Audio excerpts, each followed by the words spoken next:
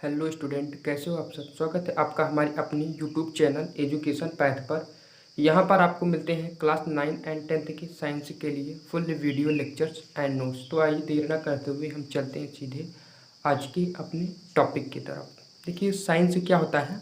The knowledge that we get from experiments done in a carefully and systematic way is called science. ठीक है, कोई भी experiment को सावधानी पूर्वक करने पर और सिस्टमेटिक वे में करने पर जो हमें नॉलेज मिलता है उसे हम साइंस कहते हैं। ठीक है, कोई एक्सपेरिमेंट है, उसे सावधानी पूर्वक करने पर, सिस्टमेटिक वे में करने पर जो हमें नॉलेज प्राप्ति होती है, जो हमें नॉलेज मिलता है, उसे हम साइंस कहते हैं। ठीक है, इसे हम हिंदी में भी कुछ इस तरीके से समझ लेते हैं। सावधानी पूर्वक एवं क्रमबद्ध तरीके से किए गए प्रयोगों से जो हमें ज्ञान मिलता है उसे हम विज्ञान कहते हैं। अब आगे है father of modern science.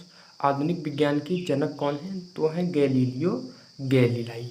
The word science is derived from Latin word scientia which mean knowledge.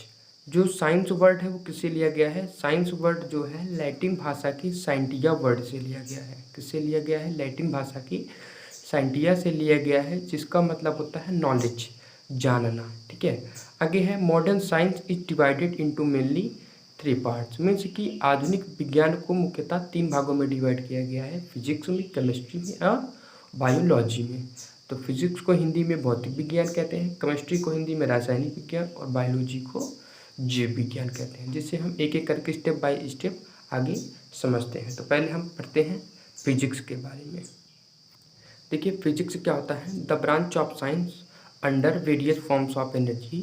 Science की वह शाखा जिसके अंतर्गत ऊर्जा के विभिन्न रूपों का अध्ययन करते हैं और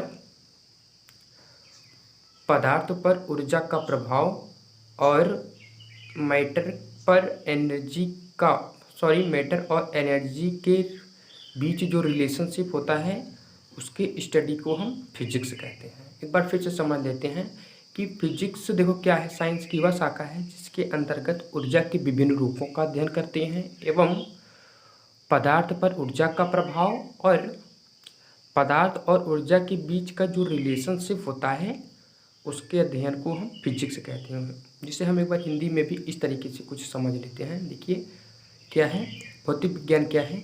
विज्ञान की वह शाखा जिसके अंतर्गत ऊर्जा के विभिन्न रूपों वेरियस फॉर्म्स ऑफ एनर्जी का अध्ययन करते हैं एवं पदार्थ पर ऊर्जा का प्रभाव। ठीक है, पदार्थ पर ऊर्जा का प्रभाव तथा पदार्थ और ऊर्जा के बीच रिलेशनशिप संबंध का अध्ययन किया जाता है, उसे भौतिक विज्ञान कहते हैं।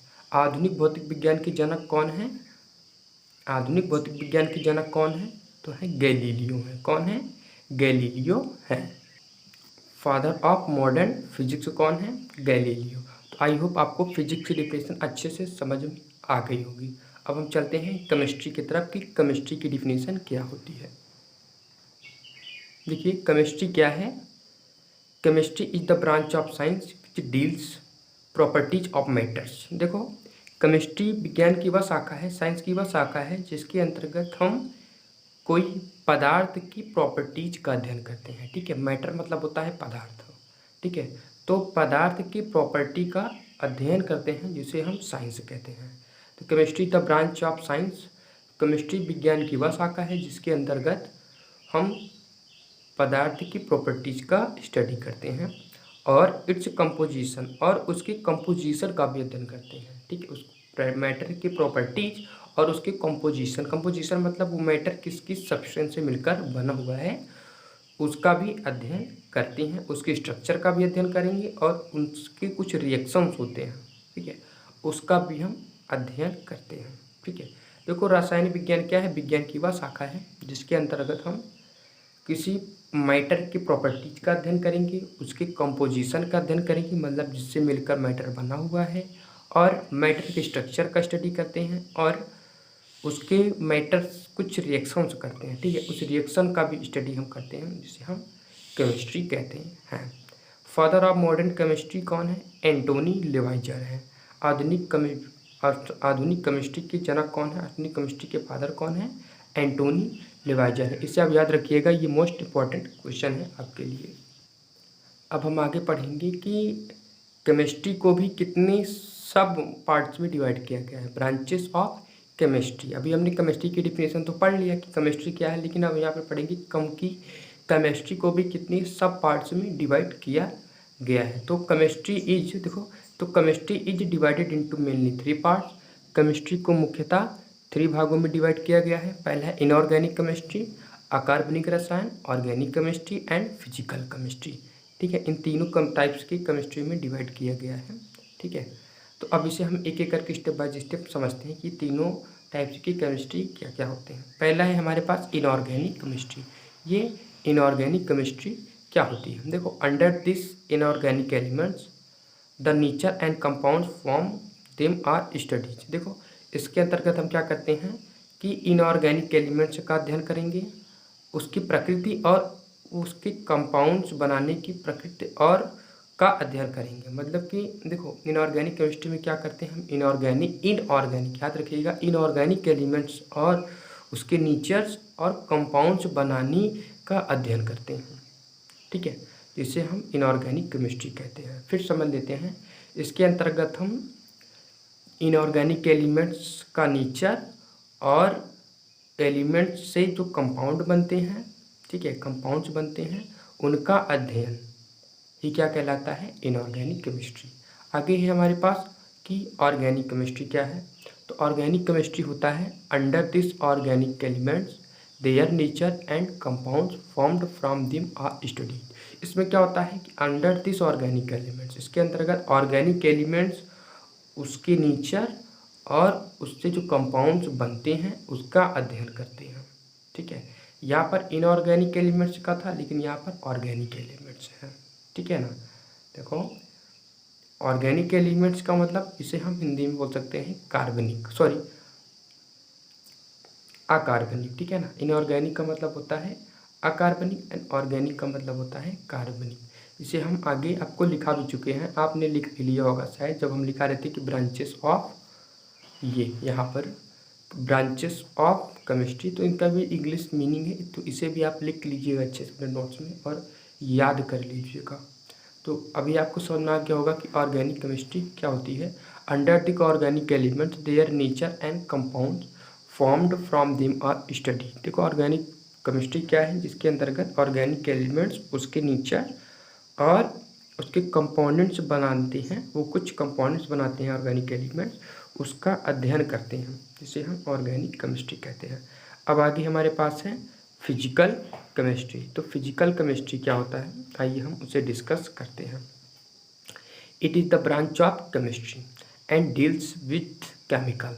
देखो, इस क्या है फिजिकल केमिस्ट्री, यह केमिस्ट्री की वह शाखा होती है, ये केमिस्ट्री का वह ब्रांच होता है जिसके अंतर्गत हम किसी भी मटेरियल्स का केमिकल प्रॉपर्टीज का अध्ययन करते हैं। किससे, लॉज फिजिक्स, भौतिक के नियमों के द्वारा।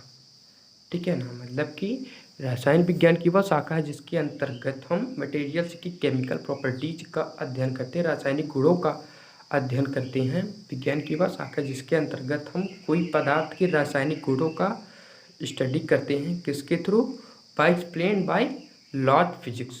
ठीक है, व्याख्या किससे करते हैं हम, फिजिक्स के नियमों के द्वारा। तो इस ब्रांच को हम क्या कहेंगे, फिजिकल केमिस्ट्री। अब हम आगे पढ़ते हैं biology. Biology is the branch of science in which study of living organism.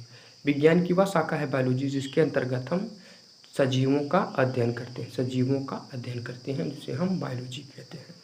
Biology क्या है, विज्ञान की वह शाखा है जिसके अंतर्गत हम सजीवों का अध्ययन करें, उसे हम बायोलॉजी कहते हैं। बायोलॉजी जो है 2 शब्दों से मिलकर बना होता है, बायो एंड लॉजी, जिसमें बायो का मतलब होता है लाइफ एंड लॉजी का मतलब होता है स्टडी।